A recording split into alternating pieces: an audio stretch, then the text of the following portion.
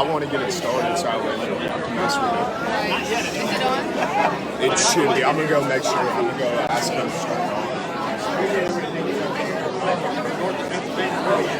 Mountains up there. I like it there. I like it there. Pretty. I live in Yorktown now.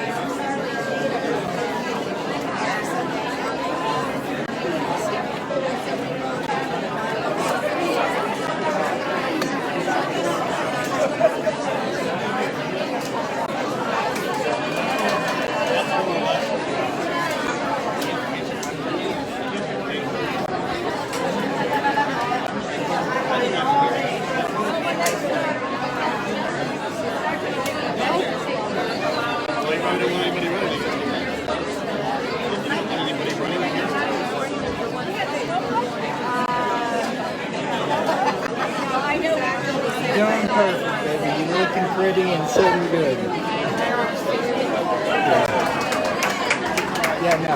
You look good. One more time. 6 of them.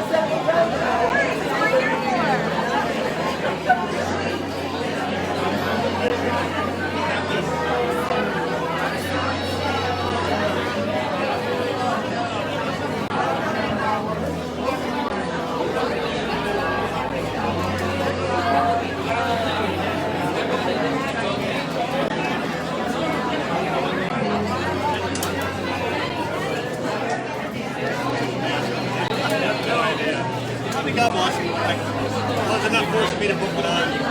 Whatever. I respect that. I have no idea, especially outdoors. If you have a great chance to get struck by lightning,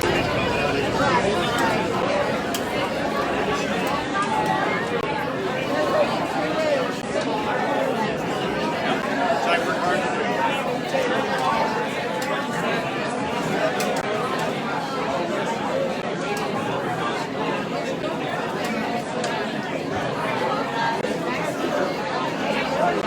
Worse than that one?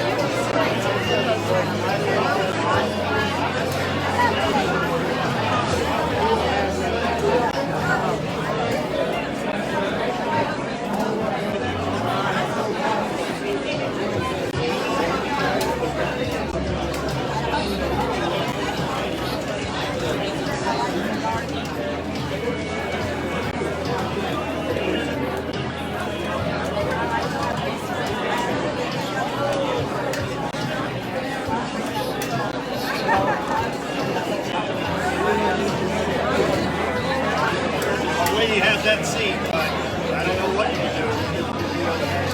It's not my seat. Some lady has it. My girlfriend has this one. You can have my seat. Go ahead. You are as sweet as you look.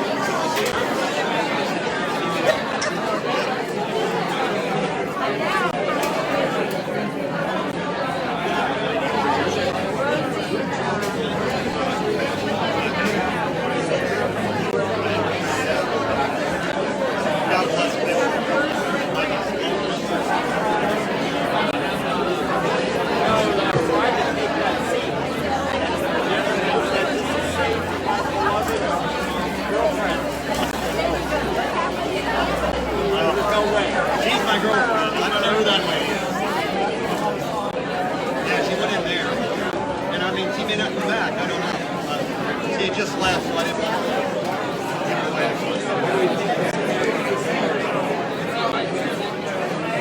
Something? I'm guessing maybe it's this one. Yeah, I don't know. I saw a guy sitting out there.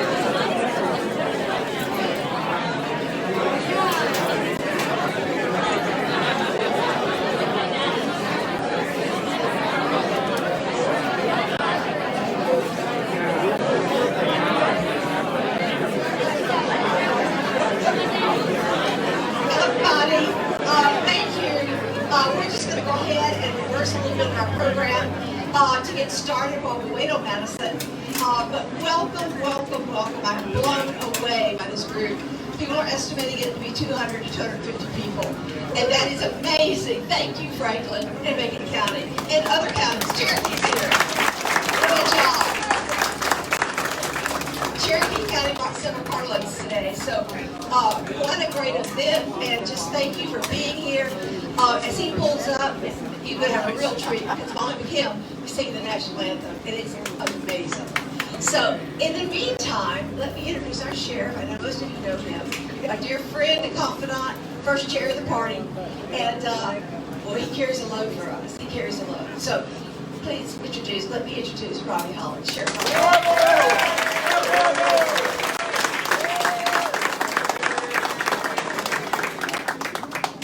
I've got the worst job of the night.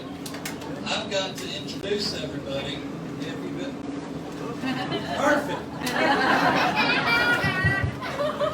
And if you've ever had the responsibility of introducing people, you know how stressful it is because you always forget somebody.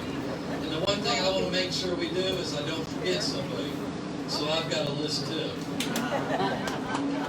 The first person I want to introduce is Michelle Woodhouse, who is our district chair.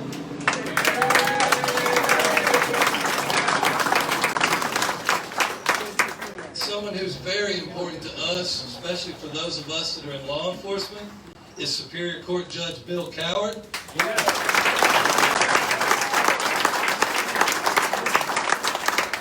Especially if you're in law enforcement, you worry about your budget, so somebody that's here that's important to us is one of our county commissioners, Gary Shields.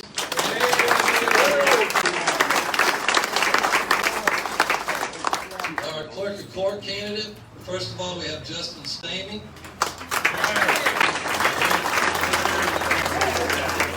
Shauna Lamb, are you here? Mike Trammell, he's not here. He is with his wife in Chapel Hill, who is in very bad shape medically, so that's why he couldn't be here. So give him an applause too. Somebody who's very important to us, who is not a dignitary, but we think he's a pretty good dignitary. He's responsible for keeping this gun over here, and that's Mr. Jeff Long.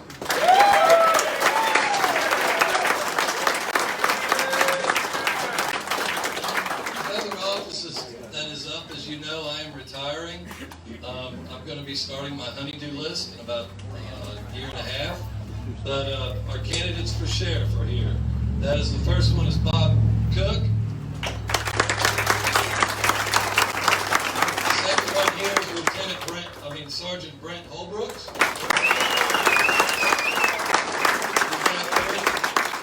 Looks like he's about to go golfing. Lieutenant Clay Bryson.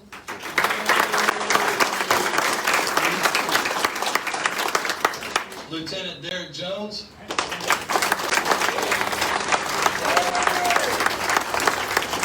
And Chris Browning.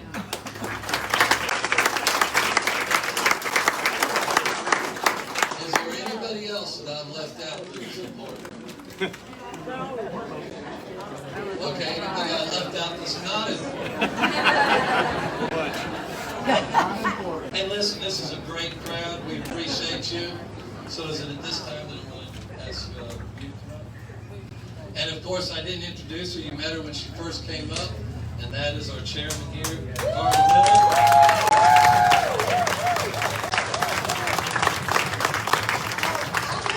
Talk about some of the other things that we're going to talk about later as we wait on him.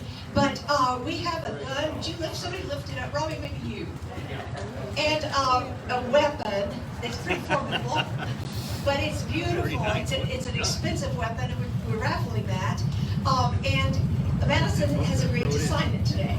So Madison will sign it, and then on October the 28th, Lieutenant Governor Mark Robinson will be here, and he's going to sign it as well, and pull the ticket that night at a fundraiser. So we think it's pretty cool, especially when we get those signatures on there. So we're looking forward to that. The gun tickets are $10 a piece, which is, I think, pretty reasonable.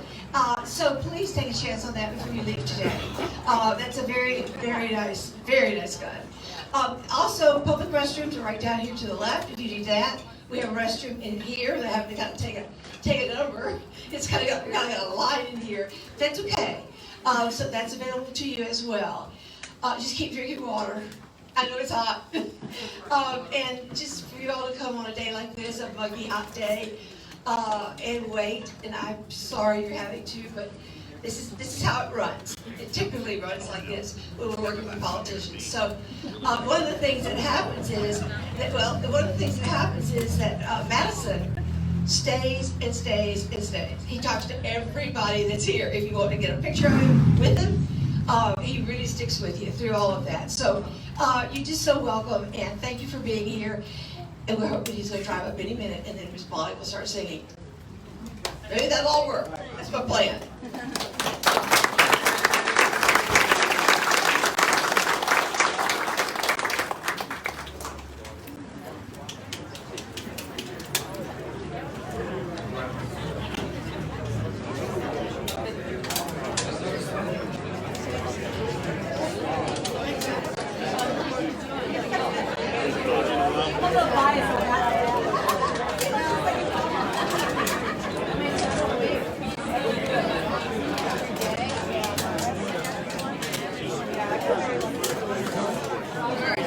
Navigate out here and not fall on my fanny. Okay.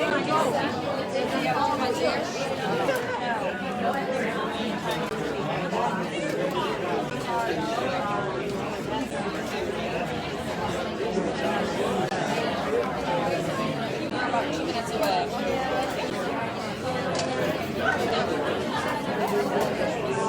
That was 5 minutes and 3:18.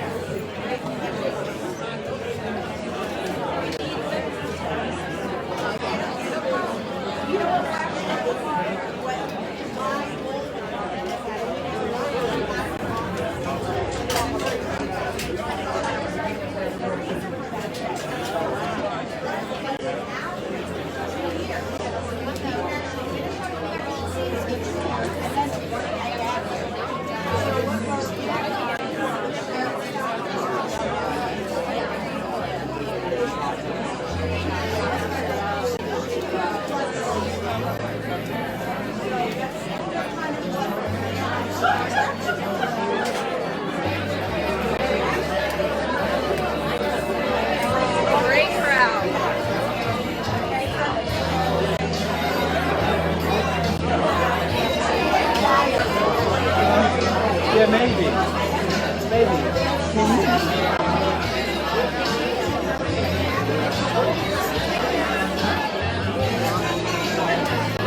Oh. They're saying we have to shout at each other. Yeah, because that's music. There's speakers here for a reason. How you guys doing?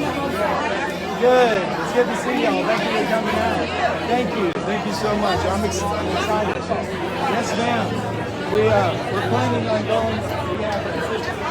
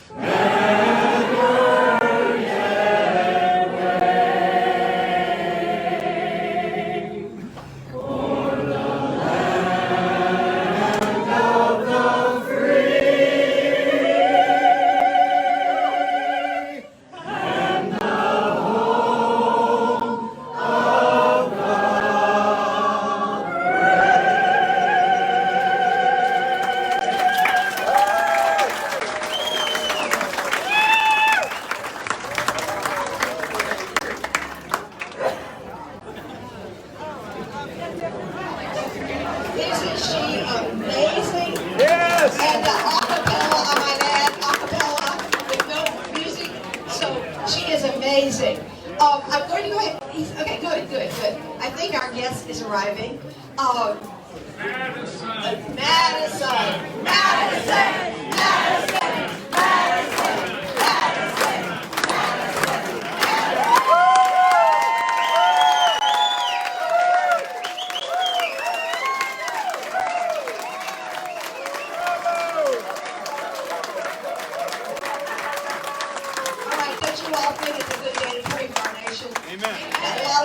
So I'm going to ask my husband to lead us in prayer for the safety of our nation.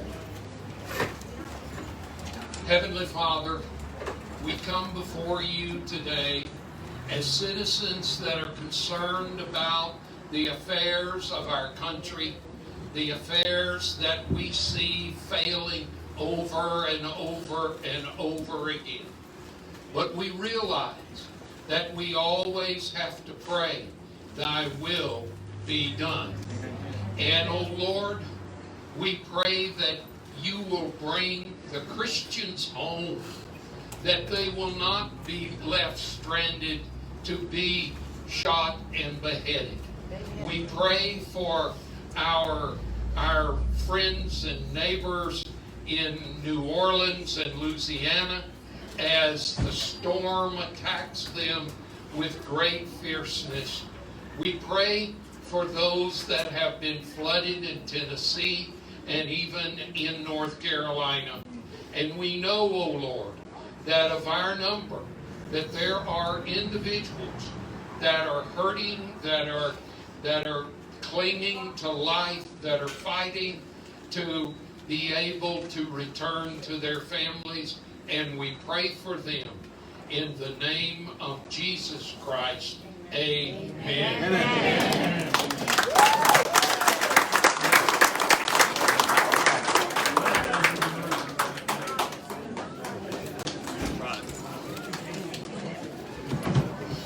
Okay, I want to make a couple of quick thank yous and give this mic to this great young man. First of all, I want to thank our college team. They're mostly standing behind me, kind of grouped here, and I asked them to be in that spot. This is their day. This is the day they planned. And this is the day that they wanted, and they started trying to find out how they could get you here several months ago. So, what a great, great group. Thank you guys.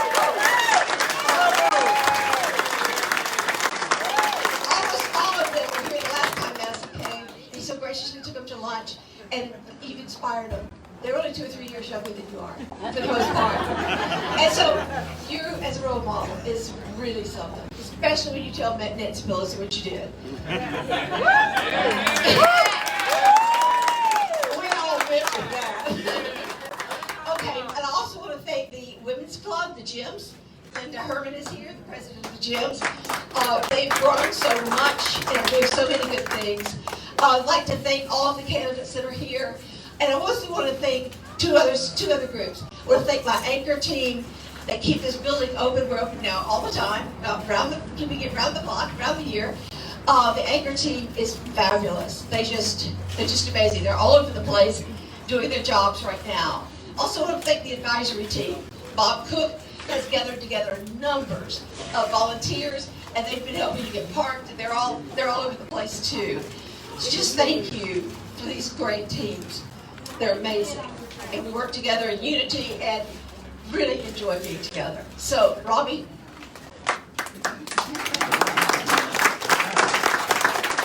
I've already talked, so I'm not going to waste anybody's time.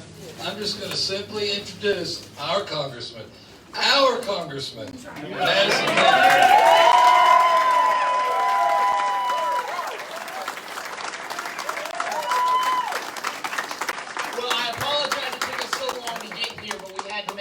Sheriff was actually at this event so that we could break some land speed records getting here. Thank you all for keeping him busy. But you know what? I just want to say we're in some pretty serious times in our country right now.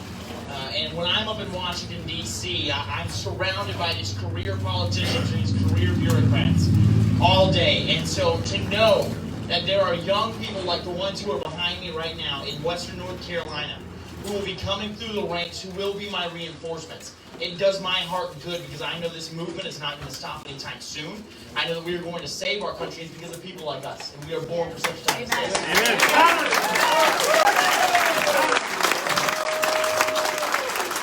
I just want to thank the entire GOP. You've done an incredible job. Thank you so much. But really, everyone, I want to talk to you a little bit about what's going on in politics. I think we all realize that a lot of politics seems a lot like a game.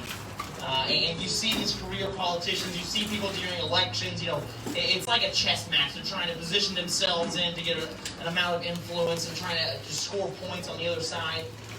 But what I've been so disappointed about in Washington, D.C. is I have found that most of the people that are up there believe that the actual game of politics is their actual job. When in reality, that's what you do to get elected so that you can go do your job, which is to govern. During the prayer, you mentioned the flooding that happened so terribly in Haywood County. And my team and I went. We were the first federally elected officials to be on the ground there.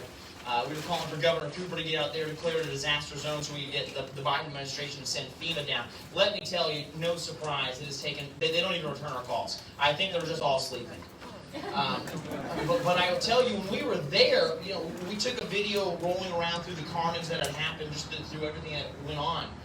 And all throughout the comment section, people who were in Haywood County were calling and saying, man, it's just so great to see, a congressman out with the people, just helping all of us and doing these things. And the tone that I heard all the time was surprise. And I think that is a real shame, that people are surprised that a politician is out actually working for their people. And I believe that just goes to show the caliber of people that we have had as politicians, these people who call themselves leaders of America, when truly they're supposed to be representatives of America. And the caliber has been quite poor. And when you start looking what's going on in our country, when you see the riots that happened all throughout the Summer of Love last year that left dozens of cops dead, that left cities completely destroyed and burned, even here in our own local city in Asheville, which it's sad that we have to claim that, but even here in our own city, we've seen the devastation that's come. And as much as I want to sit here and blame it on the squad and AOC and the radical Democrats, I truly blame it on the Republican Party of old. I believe that for the last 4 or 5 decades, we have been sitting on defense the entire time, saying, we're going to hold the line, we're going to put everything on on defense and we're going to secure our nation. But unfortunately, anybody here who's ever played football, you know, if you put your entire team on defense, and then you can go leave the field saying, man, we only held them to 4 points throughout that whole game. You know, we did an incredible job. But at the end of the day, you still lost by 4 points. And I will tell you, the Democrats are completely complacent with just chipping away at us inch by inch, year after year after year. And that is why we have found ourselves in this position. And so I want to thank the people of this county who showed up in such a large way to come out and take a chance on a young man to send me to Congress. Because the days of us sitting on defense and sitting down, allowing them to run roughshod over our country are over. Yeah. We are going on offense. I promise you, if you all reelect me and we get a majority in the House of Representatives, I promise you the things that we are going to do is, number one, and there's a lot more I'd like to prosecute them for, but we're not going to be sitting around and saying that, you know, not holding anyone accountable anymore. I will prosecute Anthony Fauci for lying to Congress.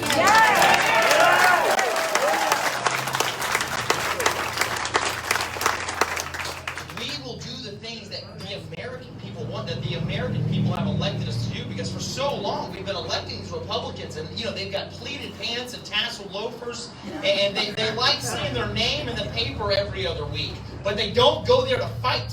But I will tell you, as someone who is the youngest member of the House of Representatives, and I'm sure all of you behind me can relate with this, being a young person in America who's grown up, you know, really in my coming of age was in the teens of the 2000s, I realized just how much they are fighting for the hearts and minds of the next generation in this country.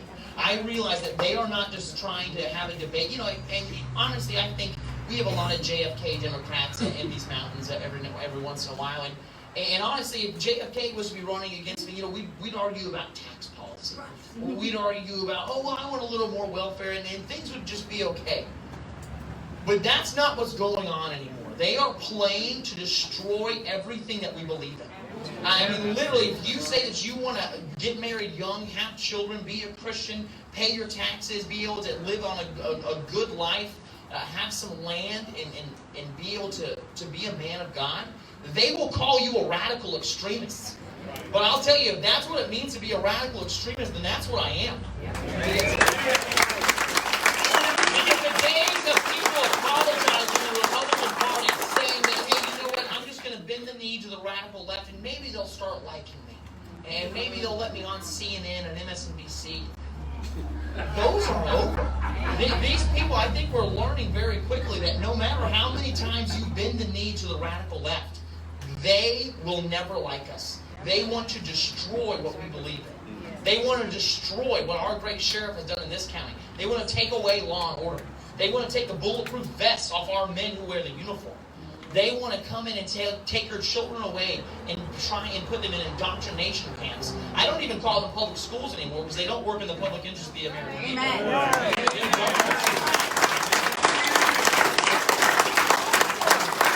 will tell you, know, as I said, if we take the majority back, you know, we are going to do the things that we actually campaigned on. We are going to secure our southern border.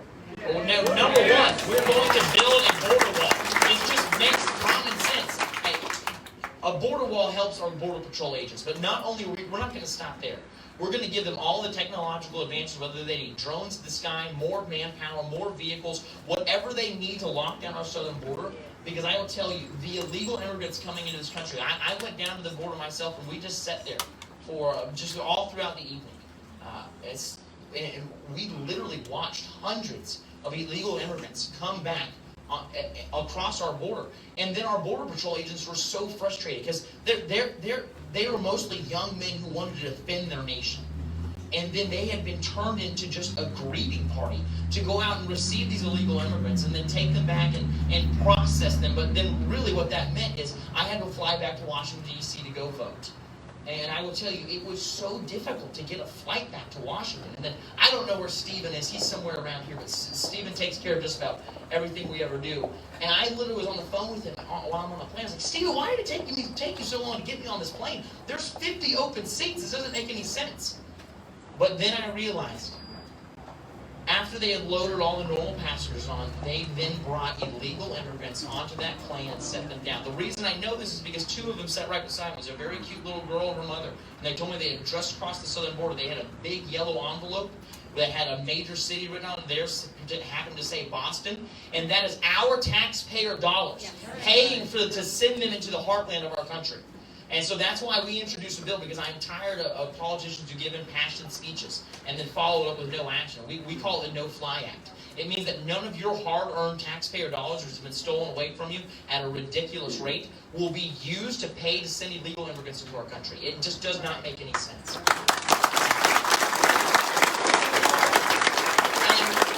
I know we're talking about going after Anthony Fauci and the thing for the crimes that he has done. But I will tell you something that I actually take no joy in, and this is something that weighed very heavily on my team and I as we were discussing this. When we see what's going on in Afghanistan today, when we see that we have 13 dead Marines, when we see that we had a president who literally said, "Hey, you know, I'm going to go work with the Taliban because I believe they're going to really help get our people into the airport," and then they are handing a list of every single American that is in country at this time. That's not a list to get those Americans back into the country. The Taliban see that as a hit list. They see that as a kill list. And then when I see that, you know, I called President Trump after I saw Joe Biden say, "Oh, this was Donald Trump's plan," because I knew he was lying, but I needed to verify for myself. I will say, being able to call President Trump is one of the coolest things in the world. Because anytime I'm faced with a very difficult issue, I'm like, "Sir, what exactly would you do in this situation?" And then he gives incredible ideas, because, you know, he knows exactly what these foreign powers are trying to do. And so I was talking to him about it. And he said that they did their plan completely backwards from what we had designed before. One, we were going to get every single American citizen out of that country. We were going to get the men and women who actually fought and died and bled beside our men in uniform and saved their lives, that were Afghan allies, into our country after some very serious vetting. Then we were going to get all of our military equipment out of there. And then we were going to bomb our bases to smithereens so that the Taliban could never have it taken over. Because when Joe Biden says, "Oh, we had no idea that the Taliban could do this," that is a lie. Yes. I have a security clearance that allows me to see the intelligence reports. The Joe Biden administration knew what was going on. They knew that the Taliban would take over in a matter of days. We just spent 20 years, thousands of American lives, and $20 trillion to replace the Taliban with the Taliban. I mean, this is so... I'm going to pass this out. This is so exactly what the government does all the time. Yeah. Can everyone hear me in the back? Yeah. Well, this is what the government does all the time. They waste our tax dollars. They say they're actually... They say they're... All right.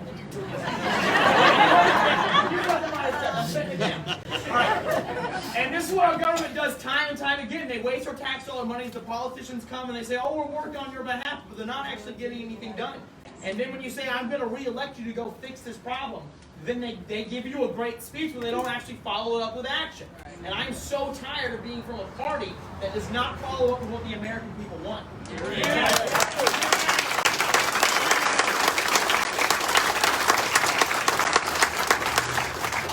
That is why when I see a president who is in such clear mental cognitive decline that he is incapable of carrying out the duties of his office, incapable of defending our soldiers and Marines that we have deployed overseas in Afghanistan today, incapable of defending our homeland, that is why I have invoked and formally requested that we invoke the 25th Amendment to remove the president.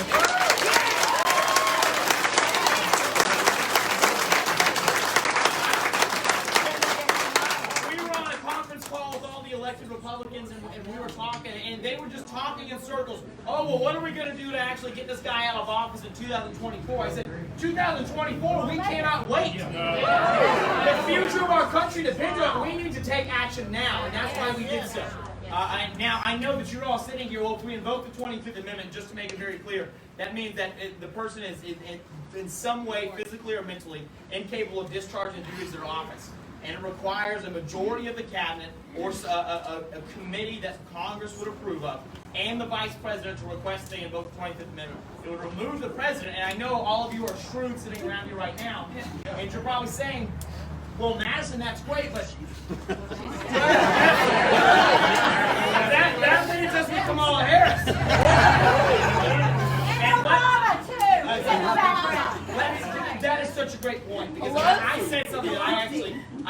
very upset that I said. I said the Joe Biden administration. Joe Biden is the front man. He is not making the calls. I promise you. And I will tell you, now that we're talking about Kamala Harris, if she was to take over as president, and I'm betting on her own vanity where she says, oh, well, I'm the least popular vice president in history. There's no way I'll be able to run for president after this.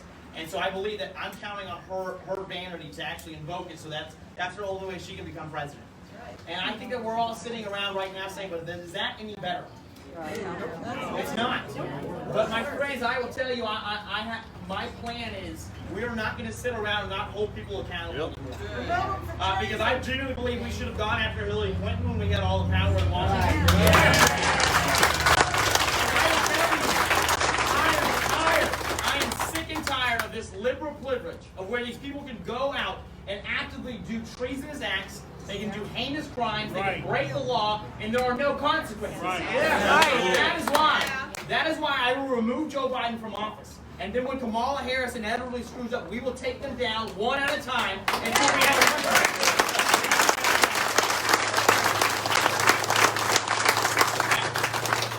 And so, my friends, I'm sure you're all sitting around wondering, well, Madison, this is all great. Sure, you'd be able to impeach Kamala Harris if you had the majority in Congress. But can we actually trust our voting system? No. Because I'll tell you, anybody who tells you that Joe Biden was dutifully elected is lying to you. We all saw the fraud. It was on full display in front of us. We know that it was a stolen election. And I have actually, I was seeking answers to figure out a way to fix this. Because that was something I campaigned on. I made a promise to all of you that I would fix. We've gone to Raleigh several times to try and get the state legislature to take some action. They're doing some good things. But I didn't really believe, I don't want to put my faith in politicians. I know I'm a politician sitting here saying don't put my faith in politicians. But I will tell you that I was seeking answers. And I have an incredible man on my team, Hal Weatherman, and he came up to me. And now Hal has been on both sides of elections. He's been on winning elections with Dan Forrest and many politicians before that, and he's been on the losing side. Because when I see that Donald Trump won this state, I see that our Dan state... Forrest won too. Well, that's what I'm getting to. When I see that I'm probably the furthest, most conservative person in Congress. I won my seat. We had someone who was a terrible campaigner, who was a complete rhino, Tillis, win his Senate seat. And then when we start seeing everything that's going on, all of these people won statewide, but then all of a sudden Dan Forrest lost. So let me tell you, that's wrong right there. And so I was seeking for answers, and fortunately God put somebody in my path in the form of Hal Weatherman, who came to me with an exact plan. And he has gone out and started a nonprofit. There's also a man by the name of Major Dave who's here. He will be speaking directly after me, so I'm not going to steal their thunder. But I'm telling you, I'm not going to sit around and wait to have election integrity happen on the state level or wait for some government official to do it. Because when the government shows up and tells you they're going to help you, run away. And so we are going to take action on our own. I'm not going to steal the thunder from these two men because they are working tirelessly to make sure that our elections and your votes count here in North Carolina. And I promise you, you will have a secure election. And if you do not, you will have a lawsuit and we will overturn it in the state of North Carolina. Yes. And so, after Dave and Hal will speak, so I'll let them give you all the details on that. It's an incredible process that they're creating. I cannot wait for all of you to hear it. But I think that all of you are also sitting around wondering, and I see that, when I started going to around the GOP right when we started campaigning, you know what, it was me and my staff, we were the youngest people in the room by 20 or 30 years. And I thought that we had a real problem. But let me tell you, you look around this room right now, every single generation is represented in this room right now. Because the American people have woken up. The Western North Carolina took a chance on a young man. I promise I will not let you down. But the American people have woken up across generations. And I think the biggest reason they have is because the Democrats have made a fatal mistake. They have pissed off the moms. They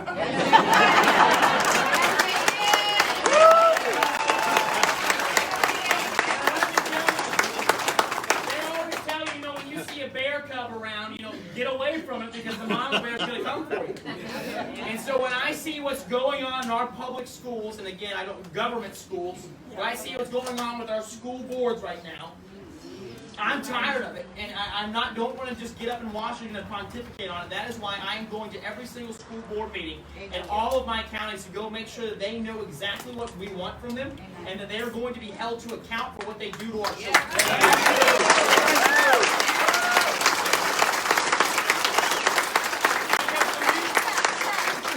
Believe me, the next generation is watching our actions right now.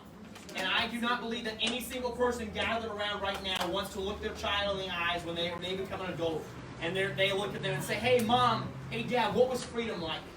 Because, my friends, we will not let the indoctrination of our youth happen in this country. My dear friend Charlie Kirk has created something called schoolboardwatchlist.org.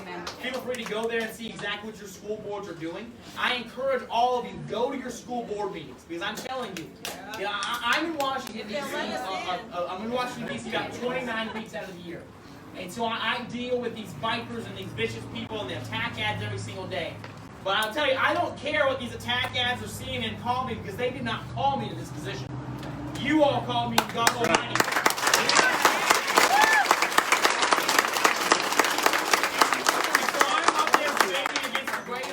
They have on their side, we're fighting tooth and nail against them, and it's a full-on frenzy. It's where the battle is the hottest. And also, please, I'm very glad that we prayed for this, because I say it's a battle, but make no mistake, it is a spiritual battle going on in Washington, D.C. So please, it's the deadliest place you can be for our movement is on your knees in prayer. Yes.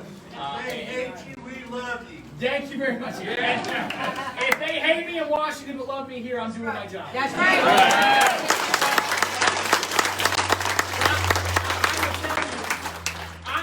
Taking that kind of pressure. I know our sheriff's used to taking that kind of pressure. But I'll tell you, these members of the school board are not used to that kind of pressure. And so when a group of impassioned parents, grandparents, students, and your elected politicians show up and start putting their feet to the fire, I promise you they will break, and they will realize, wow, I can't just try some revolutionary idea to raise a generation of children to hate the country that they are from. Right. And I'm telling you, you need to apply the pressure, because that is the #1 duty of all of us in this room who are above the age of 18, is to make sure that we pass off a better country than the one we have now to the next generation. And so, you know, guys, I could sit here and give you a speech all day. I will tell you the biggest things. I want you to go out and make sure you're voting for real conservatives. Even if any of you are not from Western North Carolina, you have friends in other states, please encourage them in the congressional races. Don't just vote for that normal establishment pick, because that's not going to get the job done. Do your research. We need people who are going to go there and actually fight on our behalf. And let me tell you, there are wolves in sheep clothing. They may sound like they're saying the right thing, but press them with questions. Make sure they're going to do the right job, because we need to get our checkbook in order. Because Nancy Pelosi is walking around with my generation's checkbook, and we want it back. Yeah. I will tell you, the ridiculous thing that's going on in this country has to stop. We need to get a country to lock our border down. You see, we even have hemispherical engines who are excited about locking our border. We need people who are going to make sure we push for election integrity. And I'm so tired of hearing politicians say, well, you know what? We need to look forward to the 2024 election. No, we need to fix what happened in 2020 and make sure it never happens again.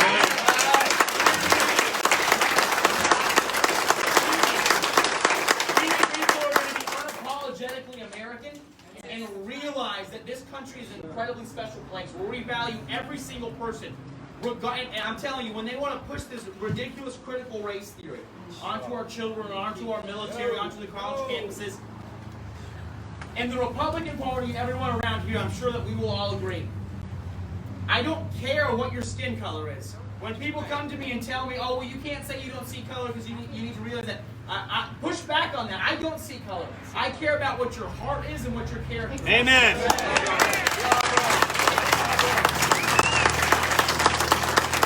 idea that a young man or a young woman based completely on skin color is either going to be oppressed or be an oppressor, no matter how they're raised or what situation they're raised into. The fact that they are going to be taught that is the most racist thing I've ever heard. And we should fight against that tooth and nail, because it is wrong to teach the next generation. And so I'm encouraging you to vote for people who are going to be in the same vein, who are going to fight tooth and nail. But again, I say this all the time. Do you mind? I want you to. Well, And I you solve the mic problem too. Oh, that's great. Well, I will tell you, I want to leave a lot of time for Hal and the Major Dave to be able to speak, and then I'm going to dinner with my great sheriff over here. But if you want to hear a politician speak, you can just turn CNN or Fox News on. And so I want to give you an opportunity. I'm your representative. I'm accountable to you. Feel free to ask anything of me, ma'am. You already have your hand up. I love it. I'm not calling with a question. I want people to know that on Wednesday, I called your office in Washington, and I got the best response of the 5 phone calls I made to our senators, our representatives, and I want everyone to know I called the White House. All right. And I waited 30 minutes to talk to somebody. And they actually talked to me when I said, well, I'll give you my phone number. I don't have a problem with that. She said, that's okay. We already know you called several people.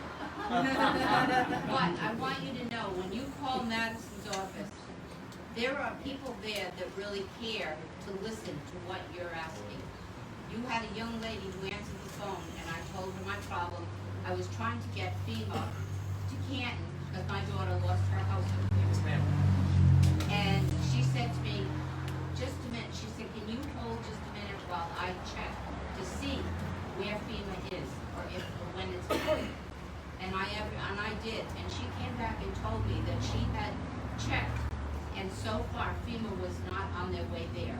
They had not gotten that Disaster declaration. Disaster declaration. This is exactly why we need Dan Forrest in office. But I want everyone to know, if you call Dan's number for any reason, You can compare me to Dan Forrest any day. Madison, you call Madison's office, someone will talk to you, and they will get whatever answer that they can get. Amen. So I want to thank you.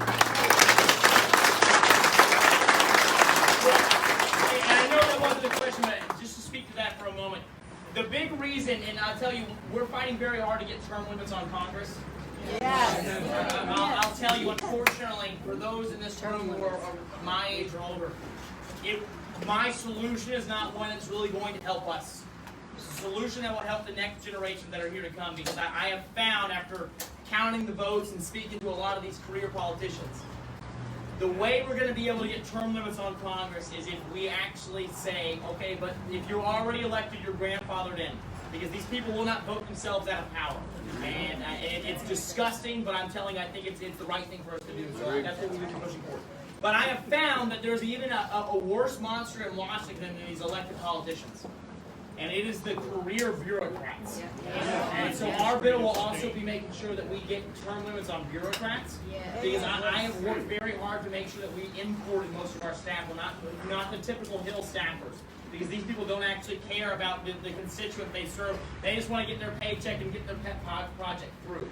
And so I was very fortunate. The only good thing that came out of Donald Trump not winning the election, even though he obviously won, the only good thing about him not actually being in office is that every single person that left the administration sent an application to my office. And so we got the pick of the litter. I'm surrounded by a team of my very best friends, people I trust with my absolute life. And they are fighting tooth and nail. They don't care about the money. They're here to fight for you. And so call my office anytime. We are here to serve you. And I take that job very seriously. Thank you.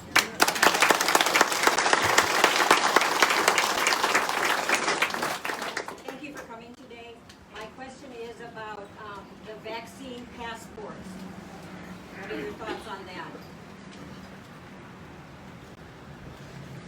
Well, my true thoughts are not appropriate to say with ladies in here. But I will tell you, when they are wanting to do vaccine passports, I believe that as the Republican movement, as the conservative movement, we need to decide in our hearts that if we lose America right now, there's no other country to go to. That's right. Everybody that wants to leave and come here, they have this shining city on a hill they can come to. But we need to be okay, and we need to understand that if we believe we can radically transform our country to go back to the founding values that we so desperately love, when it's not going to cost us anything personally, then we're fooling ourselves. And so when they start instituting vaccine passports, they start using private industry to be able to do that, We need to not shop at those restaurants. We need to not shop at those stores. We need to decide right now, hey, you know what? I'm going to serve myself in my home. If they want us at the local Ingles or Food Line or whatever it is wants to say, you need a vaccine passport to get in here, I will call our farmers. I will set up a farmer's market. Yes. I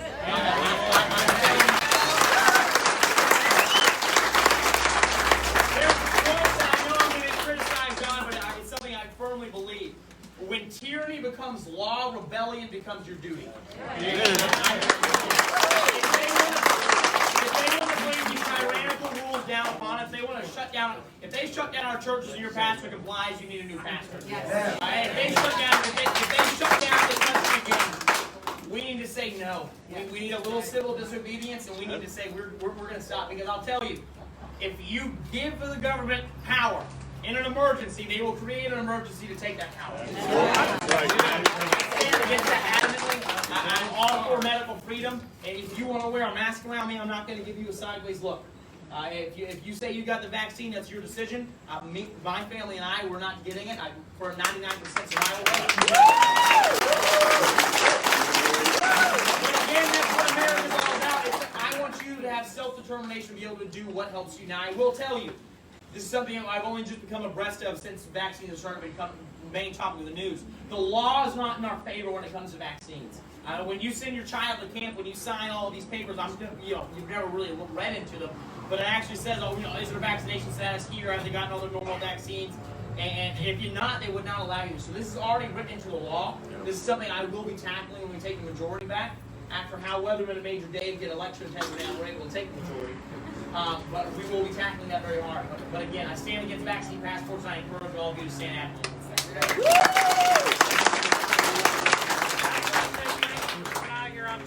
I'm so glad that you take an interest to such a small town such as Franklin.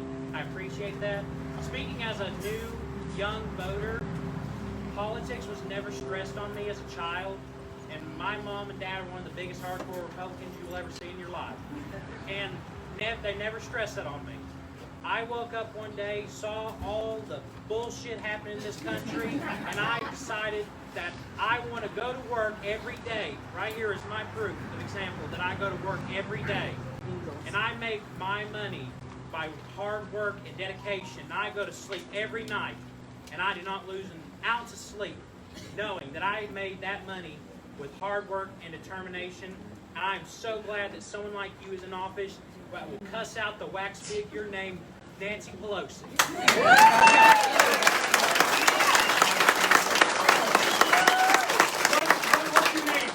Hey, it would. You may not remember me, but I received a letter, and this is another point I want to make, how dedicated your office is to the small towns. You may not remember this. This may have been printed on a piece of paper. I was the Mr. FHS Court winner. Yes. At Franklin High School. And when I got that letter, I was scared at first because I heard my counselor called me and said, you have a letter from the House of Representatives. Nancy Pelosi's coming for me.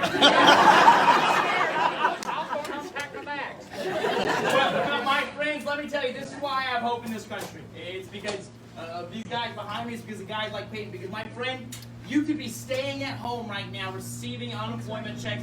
I would not sleep an ounce if I knew I got all that money free. Absolutely. I would not sleep. And I respect you for doing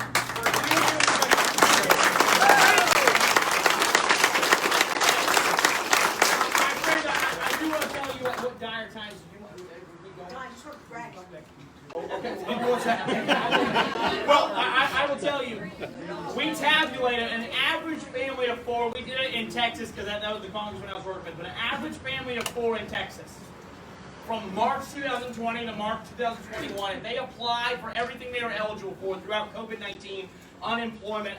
They applied for everything that was available to them to not go to work. My friends, they would have made $109,000 without going to work a single day. And we sit here and we ask ourselves, why would the government want to do this? It doesn't make any sense. But my friends, let me tell you, I believe the reason we keep subsidizing student loans, and let me tell you, I believe most of these 4-year degree universities are completely useless. But I will tell you, if we keep subsidizing these student loans, they're creating an entire generation of people who are dependent on the government for their paychecks. And then they have too much debt to be able to ever apply for a mortgage. I'm a big fan. They have too much debt to ever be able to apply for a mortgage. And then they'll never actually own any land. And then we have Planned Parenthoods being planted in every single community, so we have abortion on demand. And then in our minority communities, we are subsidizing fatherless homes. And so these people, they don't own any land because the students in this country have too much student loans. They aren't able to actually make any money because their degree is useless in Ethiopian women's studies. And then they are encouraged not to have any children with the third wave of feminism. Then these people own no land, so they don't care about the financial stability of our country. They don't have any children, so they don't care about the next generation. Let me tell you, that is creating sheep. And that's what the Democrats are trying to do. And so I commend you and all of you behind me, and the young men and young women in Western North Carolina, because we are hard workers. We believe that God created us to work, and God created us to work hard. Amen. So commend you.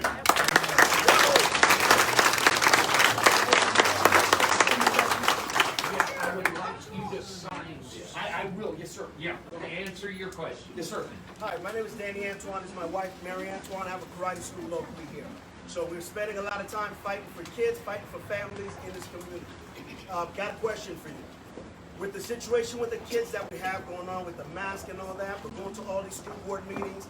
You know, I'm saying that there's strength in numbers. If more people would show up to these meetings, it'd be so much more that would get done. But beyond the strength in numbers and doing that, what else do you recommend that we can do to kind of help get this poison off these kids' faces? I totally agree.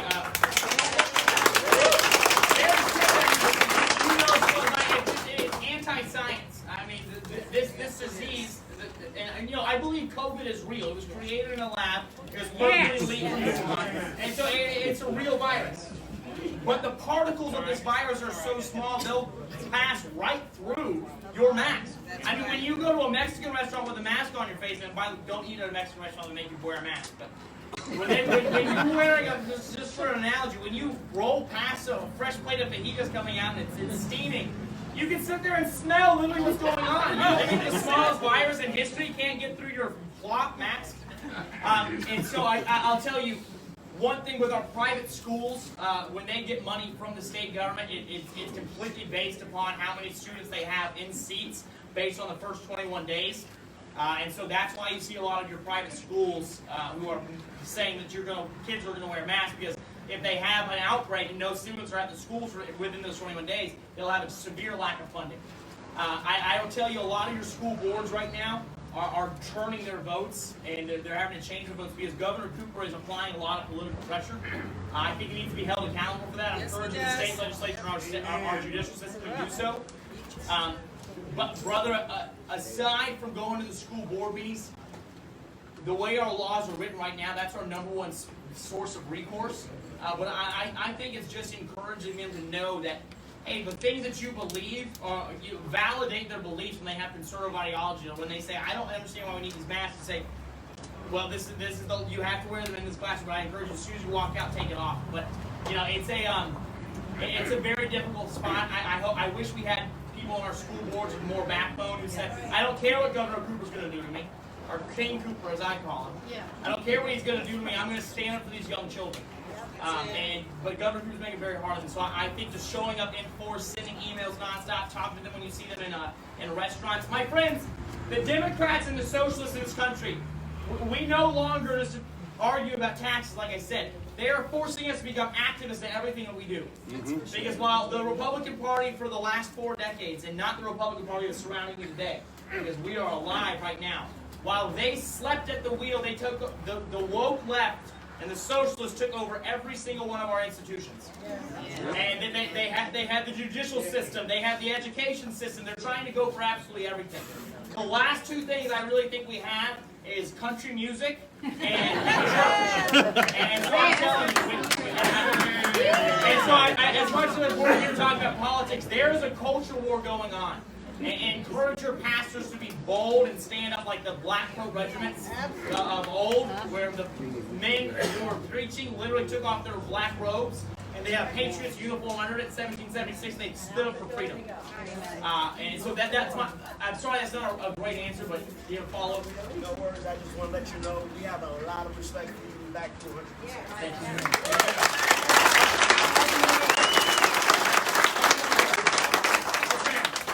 What are you doing to support the 535 Americans that were held capture from January 6th? Political hostages, no doubt. So this is something that we are trying to figure out everything out about. There are some criminal activities going on when my office literally is sick. We have a Mont Blanc to be able to ask almost any federal agency any question we want. And when we're seeking answers, they are giving us the biggest runaround that you possibly can imagine. And so the big problem is we don't actually know where all the political prisoners are. And so if we were to actually be able to go and try and bust them out, and let me tell you, the reason why they've taken these political prisoners is because they're trying to make an example. To say, because they don't want to see the mass protests going on in Washington. They don't want to see people redressing their government for leaving 13 Marines to die in Afghanistan. When are you going to call us to Washington again? We are actively working on that one.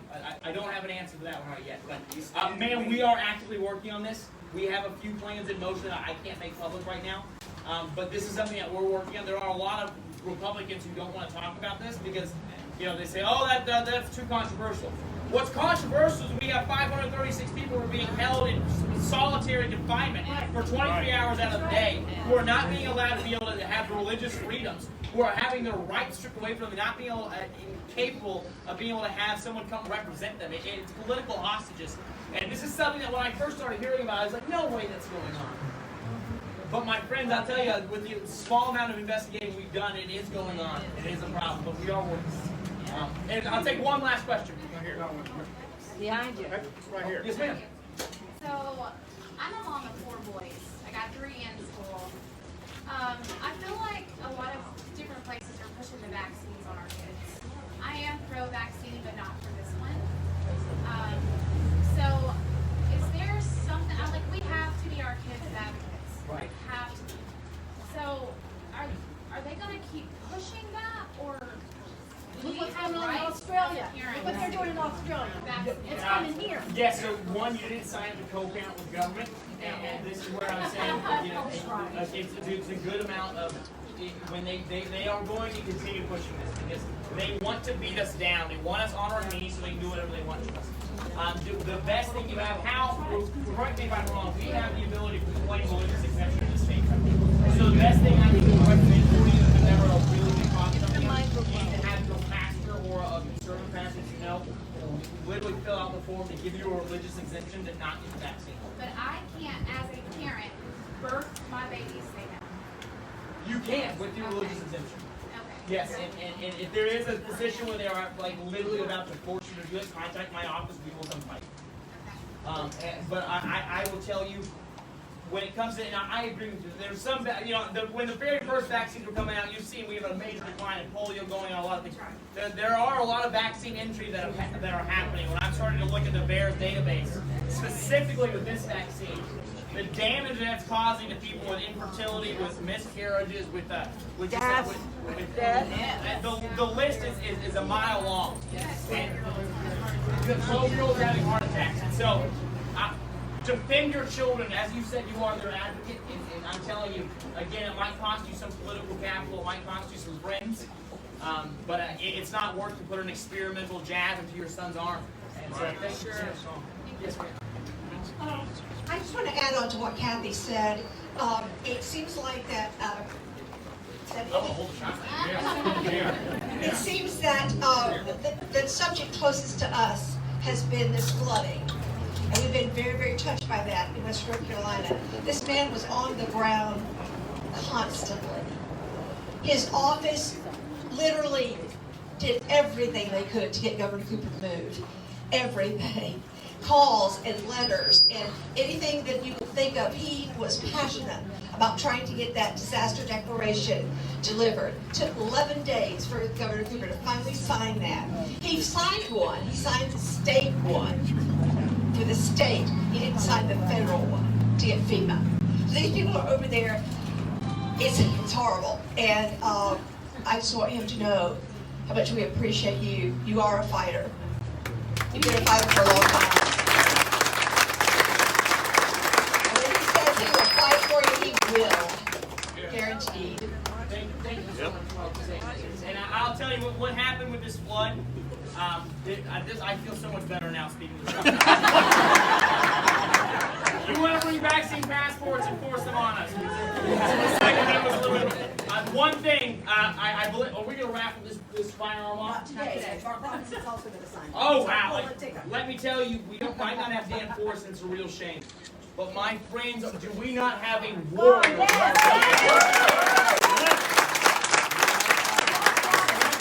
something I'm very excited about. Being up in Washington, D.C., I have become fully in belief that if we had governors, and I know Greg Abbott was a little iffy at the beginning of COVID, but he really shaped up towards the end. If we had governors like Ron DeSantis all over this country, then my friends, what I'm doing in Washington would just be a footnote at the bottom.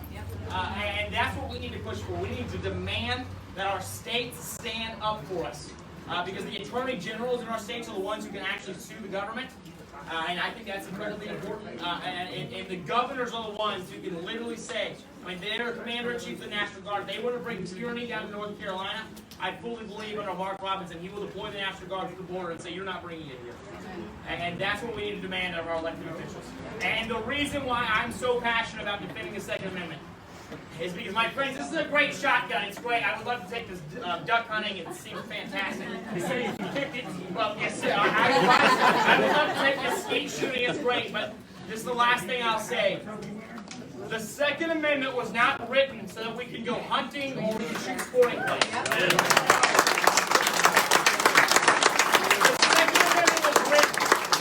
The Second Amendment was written so that we can fight against tyranny. And my friends, if you want to see how hypocritical the Democrats are, when they tell you that you cannot have an AR-15 and when you pull the trigger once, although I do want to get machine guns re-legalized, get rid of the NFA. When they say that you have a normal AR-15, you pull the trigger once, one bullet comes out. And they say, oh, you can't have that because that's a weapon of war, it's too dangerous. But then they want to give a fully automatic M4s to the Taliban? These people do not have your best interest at heart. I highly recommend, as much fun as we have target shooting, we all need to be storing up some ammunition. So that's what I'm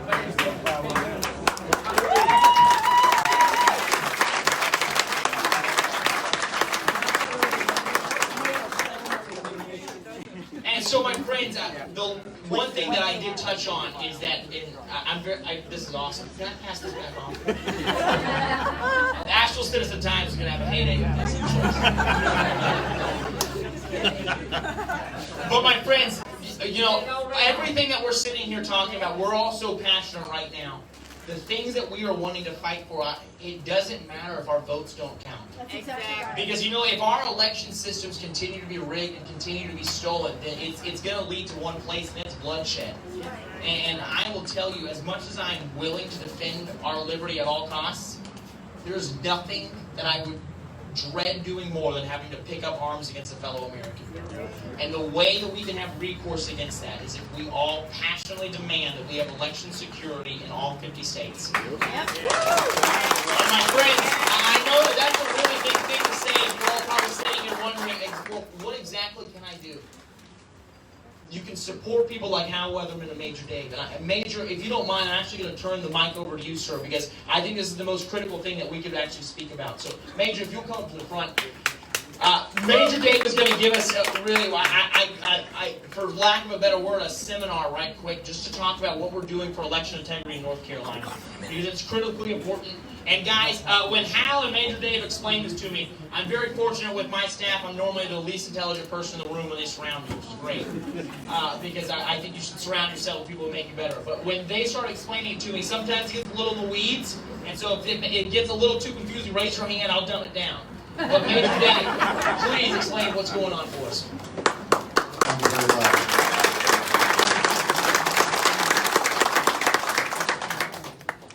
First, let me see a show of hands. How many people here are not from Macon County?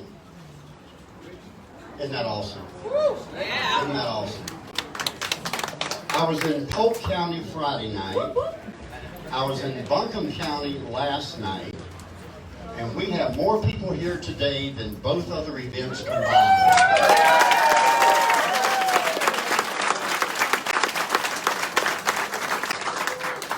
Now, they had a projector set up inside for my slideshow. However, this number of people are not going to fit in that room. I planned for that too. I have printouts of the slides that I was going to show you inside. I don't have enough for everybody, but I probably have enough, one per couple, if you will, every other person. So if I could get a hand up here or two to take these boxes around and pass these out. If any of you are visually challenged, if I can get the other box up here, the big box on the bottom.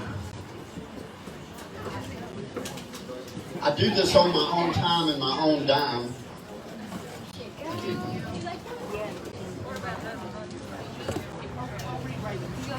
I printed out some on 11 by 17 paper. Did you want it? You see, I figured this out about the 11 by 17 paper. Yeah, I'm with her. But when I hand it to a legislator in Raleigh, it doesn't get lost on their desktop.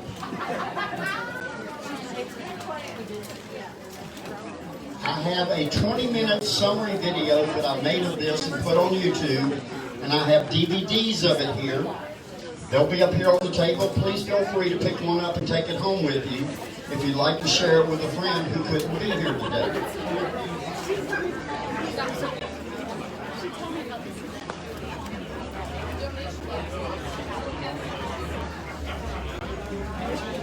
One other box.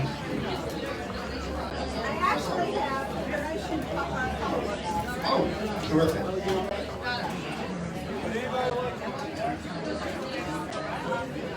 Now, I don't want anybody nodding off today, so if you do start to droop, we're going to sing a couple of hymns and pass the hat.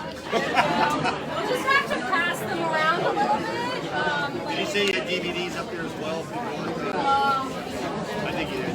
These large ones here.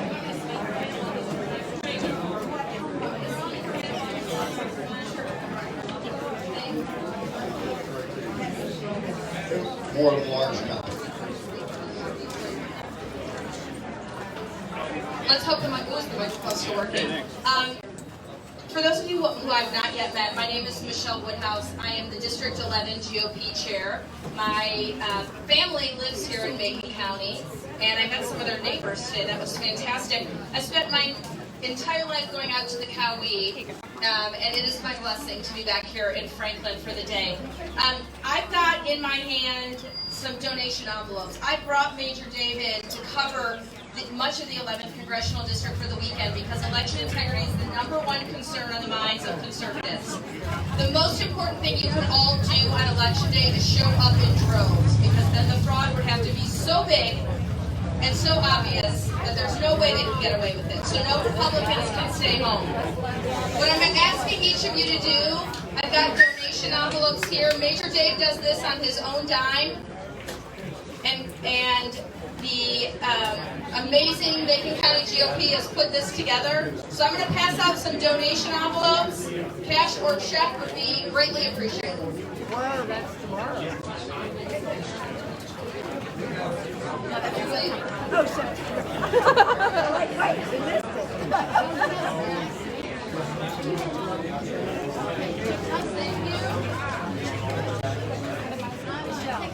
Yes, thank you. Thank you. Yeah, everybody take a moment to stretch. There we go.